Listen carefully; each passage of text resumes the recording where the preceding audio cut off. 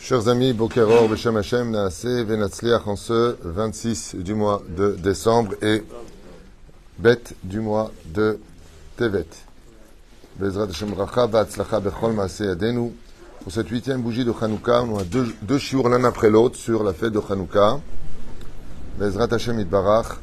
Shiur acheté ce matin par Sabrina Deborah pour l'askara d'une jeune tzadika qui est partie, trop jeune, Rivka Bat Aviva. Roi Hashem, Tenachena, Began Eden, Elion, Vechol Hashovotimah, Bichlal, Arachim, Vaselechot, Dechen, Yarason, Omar Amen, Tijmat Tzorah Haïm. On pensera en même temps à l'élévation de l'âme chez le Kol Mété Israël, Bichlalam, Hashem Atov, René Machlou Ben Sarah, Gisèle, Mazal Batzipora, Roland Sion Ben, Myriam Mordechai, René Yosef Ben Israël, Fredj Ben Fortuna, Bezrat Hashem, Fortuné, Vechol, Echad Vachat, Urfoua, Shemach, Lama, Meira, Brivu, Tetana, ובכללם האישה צנומרת מורתימיה הקדושה והתורה שרת אלפת מרים יאנה בן אסתר חיה רוחמה אסתר בת רבקה שונק שמעון בן זרע מאיר בן רות צופן שרה בת צסיה שואל מרים בת שרה יריב שואב חי בן ארלת כוחה נוסי רחל בת סיבת גזלה חיה בת שרה ללו וכל אחד ואחת מכם grande הצלחה pour tous ceux qui nous soutiennent qu'Akadosh Baruch Hu vous donne beaucoup de lumière Be'ezrat Hashem pour ce premier shiur de qui plus est sur la fête de Hanouka. Vous savez que le 8e jour de Hanouka est un jour qui est extrêmement élevé. Il y en a qui le comparent à Kippour, il y en a qui disent que mitzvah et kedaï de prier toute la journée de cette 8e journée, que Bemet elle nage pas jusqu'à la sortie des étoiles, jusqu'à ce qu'elle sorte de ce contexte, puisque la 8e bougie de Hanouka complète toutes les lumières de Hanouka. Et beaucoup de choses seraient à dire sur ce sujet-là. Comme je l'ai dit tout à l'heure, il serait bien de faire au moins un petit repas avec Birkat Amazon pour rappeler à la Nessim, à la Porkan, puisque tout celui qui rappelle les miracles et les prodiges que Dieu a fait pour nous méritera d'avoir d'autres miracles et prodiges que Dieu, Bezrat Hashem, nous accordera plus tard. Celui qui sait dire merci en d'autres termes aura toujours l'occasion de redire merci par la suite. Sur ce, d'ailleurs, je voulais en profiter pour remercier la famille Hatcha pour ce merveilleux Sefer Torah qu'ils ont rentré au sein de Ohel Moshe ici, Torah Traim. Vraiment un Sefer Torah extrêmement méoudar, Od Yafé, Od Nechmad, et hier soir on a passé une soirée ensemble, plutôt mouvementée dans le bien, avec des belles danses, avec d'Ivrei Torah, un très bon repas. Zachinu, Nachon? Superbe. Baruch Hashem, Ayam Nifla, Nehedar. À propos de remercier Akadosh Baruch Hu, Tov Leodot Lashem, Ulzamer Lishimcha Elyon. Il est très bon de remercier Akadosh Baruch Hu, et même de chanter pour le remercier. L'une des choses pour lesquelles un homme peut réussir sa vie, c'est d'Afka, d'être capable de remercier Dieu. Quand les choses vont bien, il le fait de façon presque naturelle, mais d'être capable de remercier Dieu quand ça ne va pas du tout dans les plans que nous, on s'était prévus, et que ça ne se passe pas comme on veut, de remercier Dieu pour cela, il faut être balèze. Mais c'est l'histoire du mec qui va jouer au loto. Il a absolument besoin de gagner ce loto, sinon il est foutu, et il n'a pas un chiffre qui sort, et il se met à danser comme si qu'il a gagné. Vous imaginez un petit peu. Ken c'est caché, mais je dirais presque que c'est presque anti-logique. Et d'autres diraient, pourquoi remercier Dieu d'une situation terrible dans laquelle il m'a mis, alors que c'est lui qui m'y a mis? C'est-à-dire, c'est comme si que je pousse quelqu'un qui ne sait pas nager dans la piscine, il est en train de se noyer, et je plonge dans la piscine pour le sortir, pour pas qu'il meure. Il ne fallait pas me jeter, tu n'aurais pas besoin de me sortir. Le problème, c'est qu'en réalité, nous sommes poussés là où quelque part nous devions aller. Des événements qui un petit peu ressemblent à la médecine. Sort du médecin qui doit vite opérer une personne, mais en fin de compte, pour lui sauver la vie. On est tous capables de lui dire merci, malgré le fait qu'on est très mal et qu'on va boiter pendant quelques jours. Ainsi donc, le Créateur du monde est un médecin qui soigne des plaies, qui fait ce qu'il faut pour nous apporter toujours mieux le lendemain. Ve'alken, je vais raconter une histoire. Le problème que j'ai, je ne me rappelle pas du nom de la famille, je sais que ça marche par Feinstein, je sais pas, quelque chose comme ça. C'est une famille qui, il y a quelques bonnes années de cela, n'ont pas réussi à avoir d'enfants. Et à la 10e année, il fallait prendre vraiment une grande résolution.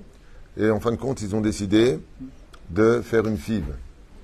Donc d'aller dans un centre pour prélever de la semence chez l'homme, qui est d'être Moshe Israël, et prendre des ovules chez la femme et de les féconder puis de le réintroduire dans la matrice de la femme, en espérant que ça prenne.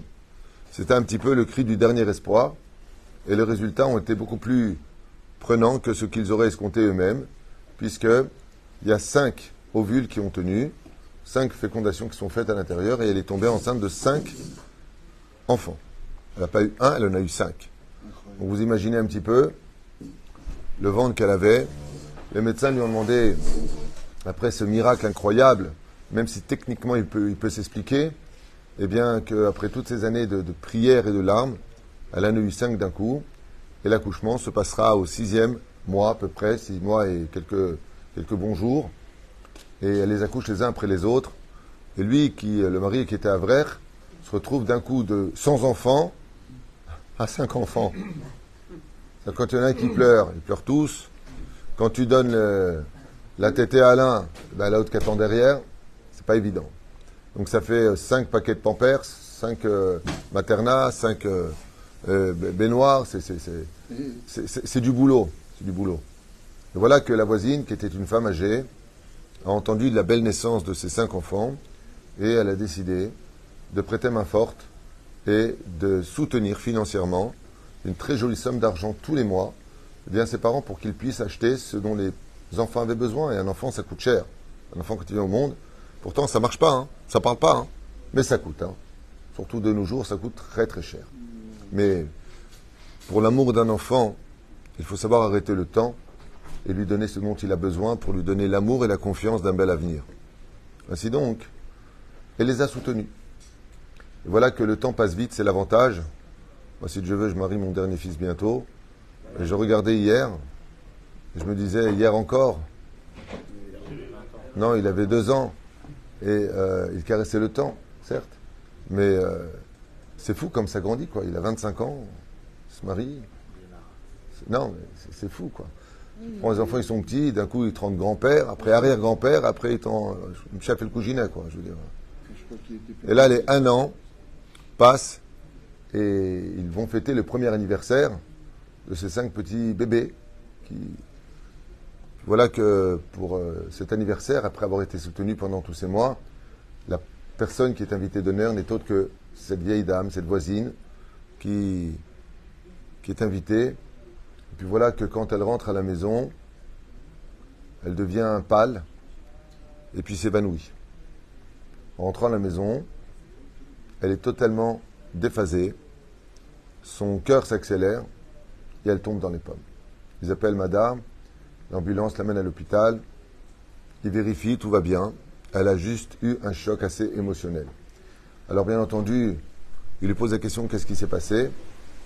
Et la dame répondra avec une question, est-ce que vous pourriez me dire qui était cette femme dans le cadre sur la cheminée? Ça s'appelle le tonnerre dans le cadre. On dit la bracha chez Kocho Gvorato Malé Olam. Tous les jours? Non, pas tous les jours. Quand tu l'entends, dans la journée, tu l'as entendu une fois, tu fais la bracha. Et demain? Baruch Ata Hashem Elokeinu Melech Haolam. Je te dis, oui, c'est ce que si tu me laisses finir, ce serait bien. Une fois dans la journée, tzaddik. Demain, tu recommences. Ah, super. S'il y a. Et la mère? Laquelle? La mienne ou la tienne? Une fois. Tous les 30 jours, si tu as pas vu. Top. Et pour les éclairs, on sait Maaseh Bereshit. Il y en a qui disent que s'il a dit c'est Maaseh Bereshit, c'est Kolel le tonnerre. Il y en a qui disent Afour. Le Meshane, Yesh Mahlouket là-dessus. Une fois. Ve'al Ken, il lui dit cette dame que vous avez vue dans mon cadre, c'est ma maman. Et la personne, une fois de plus, refait un malaise et rempli d'émotions. Et lui dit alors essayez-vous, il faut que je vous raconte quelque chose de très très important. Et cette vieille dame lui dit que malheureusement, elle a été aussi attrapée pendant la Deuxième Guerre mondiale et dans un des camps de concentration, Treblinka, Kimdoumanik, dans l'histoire c'est Treblinka, eh bien, elles étaient placées dans des baraquements et que pour nourriture, les SS leur donnaient un tout petit morceau de pain sec avec de la margarine. Un doigt de margarine. Et qu'est-ce qu'on fait, la maman et les sœurs? Eh bien, les 5 sœurs qui étaient présentes gardaient la margarine tous ces mois-là durant pour les mettre de côté, puisque la margarine devient de l'huile, pour pouvoir avoir le mérite d'allumer les lumières de Hanouka. Elle se privait de ça, mangeait juste un tout petit morceau de pain sec pour survivre, et les 5 sœurs avaient prévu que chacune, avec ces petites gouttes qu'on leur donnait de margarine, elles mettent de côté pour avoir de quoi allumer une demi-heure chaque soir de la lumière de Hanouka. Voilà que cette femme raconte qu'elle faisait partie, donc c'était une des sœurs. Elle dit que leur mère malheureusement est décédée dans les camps et que les 5 sœurs ont continué comme ça et que la fête de Hanouka arrivait. Le problème qu'il y a, c'est que c'est bien d'avoir un peu d'huile, de margarine, mais où tu l'allumes? Alors pour qu'on ait une Hanoukia qui kashera, il faut qu'elle soit alignée. C'est-à-dire si je prends 5 verres, je les mets sur une table telle qu'elle, ça peut faire aussi une Hanoukia. Hein? Il n'y avait pas de carottes. Alors qu'est-ce qu'elles ont fait? Elles ont décidé de prendre un risque énorme en disant Bayami Mahem Bazemanazé, comme on veut faire des mitzvot, on va essayer de rentrer la nuit quand tout le monde sera entré dans leur baraquement, on va essayer de pénétrer la fenêtre, la cuisine des SS, et comme eux par contre, ils jettent leurs épluchures de pommes de terre, ça peut faire un kéli. Donc on va essayer de prendre des épluchures de pommes de terre pour mettre notre margarine qu'on a mis de côté, et Bezrat Hashem, essayer d'allumer, en l'honneur de Hanouka, l'espoir d'un lendemain meilleur. Et voilà que c'est ce qu'ils vont faire, seulement les chiens vont les renifler, alerter les SS, et elles vont se faire les 5 attraper. Et bien entendu, à l'aube, elles devaient être mises à mort, pendues haut et court, en plein milieu du camp, pour donner l'exemple d'être absolument obéissant. Seulement voilà, là-bas dans ce camp, travaillait une femme. Et cette femme-là parlait 5 à 6 langues. Et les SS l'ont utilisée pour qu'elle puisse traduire tous les messages codés, tous les langages qu'ils pourraient attraper pour comprendre les langues. La Yougoslavie qui parlait avec la Pologne qui parlerait avec l'Angleterre. Elle parlait anglais, elle parlait polonais, elle parlait russe, elle parlait beaucoup de langues. Donc ils lui ont donné un bureau spécial pour elle et des conditions beaucoup plus agréables. De la vraie nourriture et tout ce qu'il fallait, sachant qu'elle était juive. Et une des sœurs l'a croisée, il lui a supplié d'intervenir pour la fête de Hanouka, la fête de l'espoir. Et il lui a répondu, mais qu'est-ce que tu veux que je fasse? Moi aussi je suis juive, je suis surveillée et je peux rien faire. Et voilà que le lendemain matin, ils préparent les potences, et alors qu'ils amenaient les 5 filles à la mort, une mort certaine, eh bien, cette femme sort comme ça de son bureau et va directement vers le chef des SS et lui dit des mots très durs, avec un ton ferme, où il expliquera que si elle prend ces 5 filles et qu'elle ne les renvoie pas aux travaux forcés, eh bien, elle-même mettra fin à sa vie, qu'ils ne pourront plus compter sur elle. Le message est tellement clair, parle tellement bien l'allemand du langage des SS, qu'il regarde les 5 filles, il la regarde, et lui dit, tu as de la chance qu'on ait tellement besoin de toi. Ramenez-les dans le baraquement, et donc nous avons eu la vie sauve quand nous sommes retournés chez nous. Ensuite, vous connaissez l'histoire, les Russes ont débarqué, le camp a été déserté, et on est ressorti avec perte et fracas, avec à peine 30 kilos, 25 kilos sur le corps, et on a essayé de regravir l'espoir d'un meilleur avenir, vraiment, avec beaucoup de difficultés. Et voilà pourquoi je suis estomaqué, parce que la femme qui parlait plusieurs langues et qui nous a sauvé la vie, à moi et mes 5 sœurs, c'est la femme qui était chez vous sur la cheminée, dans le cadre. C'était votre maman. Alors, quand elle entend ça avec les larmes, la maman des 5 enfants, elle regarde cette vieille dame, elle lui serre les mains, elle lui dit j'aimerais vous dire quelque chose qui me ravit encore plus, parce que ça faisait très longtemps que je n'avais pas rêvé ma maman, et la veille de la nouvelle de ces 5 enfants qui avaient marché, donc qui avaient pris chez moi, j'ai rêvé de ma maman. Et elle m'a répondu, dans le rêve, une chose, à laquelle je n'ai jamais eu de réponse. Elle me dit, 5 pour 5. Alors moi, je pensais que, comme on était ashkénaze, ma mère était devenue tunisienne dans le ciel, j'ai pas compris, 5 pour 5. Mais j'ai jamais compris pourquoi 5 pour 5. Et là, pour la première fois, je viens de comprendre enfin pourquoi 5 pour 5.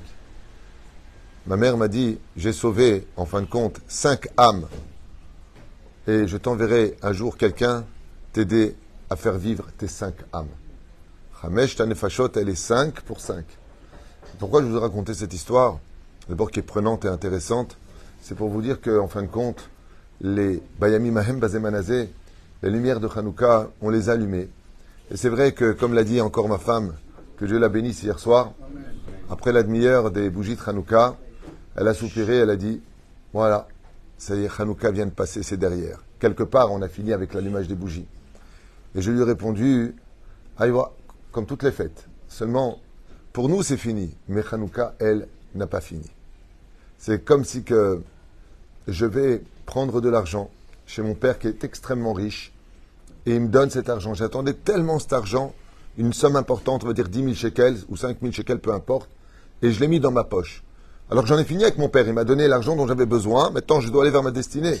Mais tu as dans la poche cet argent. Les lumières de Hanouka, même si elles viennent de s'éteindre, parce qu'on a fini les 8 jours, et on n'a pas le droit de rajouter, on oublie un détail, c'est qu'on est parti pendant une année avec elle dans la poche.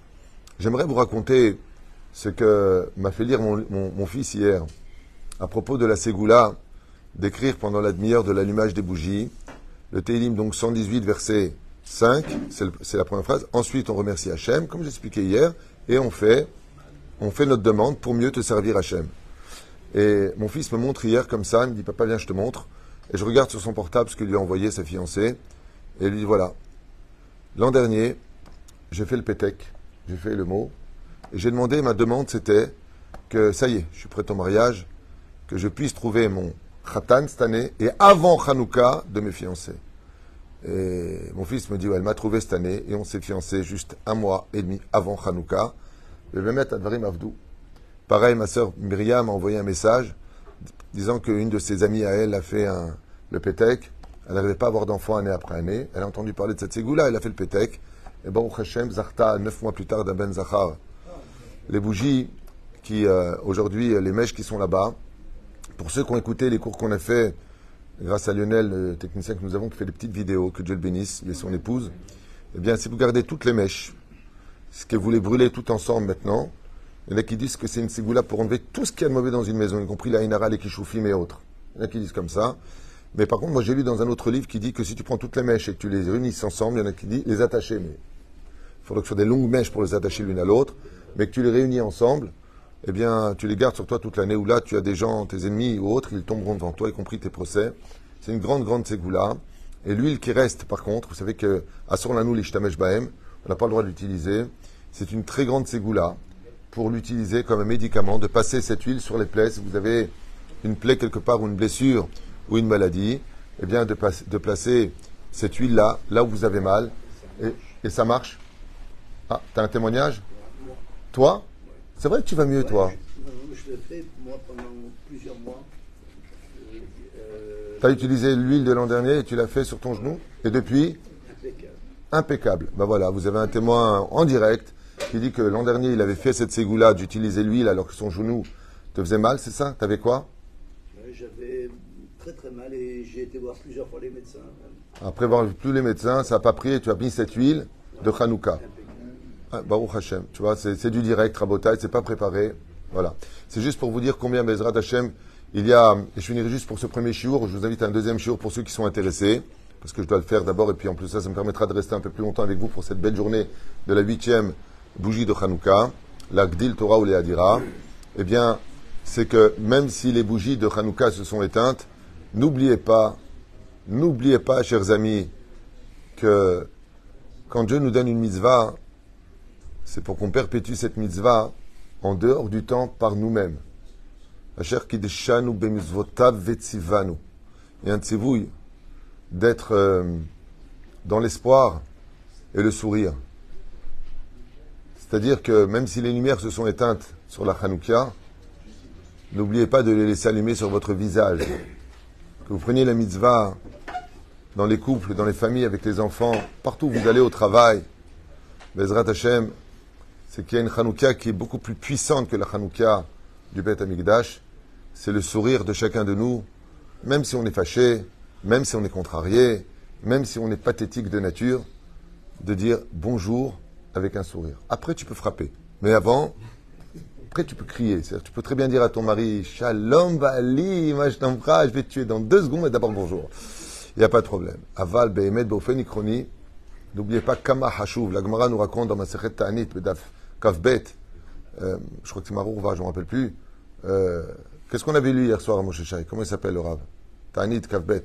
J'ai oublié le nom. Moi, les noms, c'est un problème, mais je ne me rappelle plus. Il a dit à Elianavi, qui dans le chouk ici présent est héritier du monde futur? Il lui a répondu, personne. Rabbi Shimon Non, non, non. Lévi. Non, pas du tout. Je connais le nom, mais il ne me vient pas, donc je ne vais pas vous faire perdre du temps. Rabbi Shimon Lévi.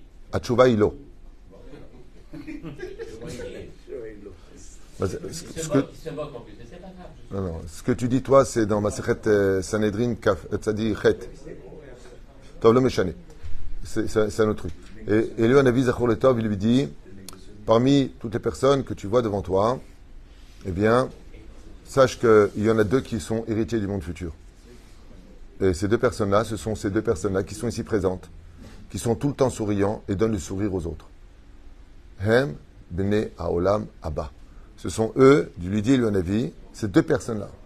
Alors on aurait pu penser qu'ils sautent à la corde, qu'ils sont, waouh, ils vont connaître tout le chasse par cœur, simplement parce qu'ils donnent le sourire, ils donnent de l'espoir aux autres, ils donnent un sourire aux autres, ils donnent des explications qui peuvent leur permettre de dire, tiens, je vois qu'en fin de compte, j'avais pas tout compris, que je peux encore y arriver.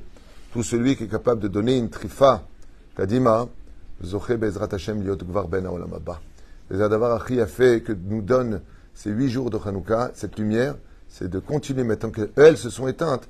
Pourquoi Dieu les a fait éteindre? Pour que toi, tu continues à être cette lumière toi-même. Chez les Neymar, Ner mitzvah, betorah or. Ner mitzvah, la bougie elle-même, c'est la mitzvah, vetorah or. Et la Torah, c'est la lumière qui est sur ton visage. La reine Shinske, les choix de venir commenter. Maître Capello, t'as trouvé ou pas? Ah oui, d'accord. Tov lo meshane, lo meshane. Baruch Adonai l'olam amen v'amen. Il raconte que cette étude a été, Bezrat Hashem d'abord pour remercier celle qui a acheté ce shiur. Maintenant, pour l'élévation de l'âme de cette tzadika chez Alcha le Bet Olama, Eter Midai Mukdam, Rivka Bat Aviva, Roi Hashem Tenachena Began Eden Elyon. Patrick Ben Pinchas Ben Jorah Bezrat Hashem. Roi Hashem Tenachena. La Chava Tzachaya tout de suite pour un autre shiur très intéressant sur Hanouka. Toda Rabba.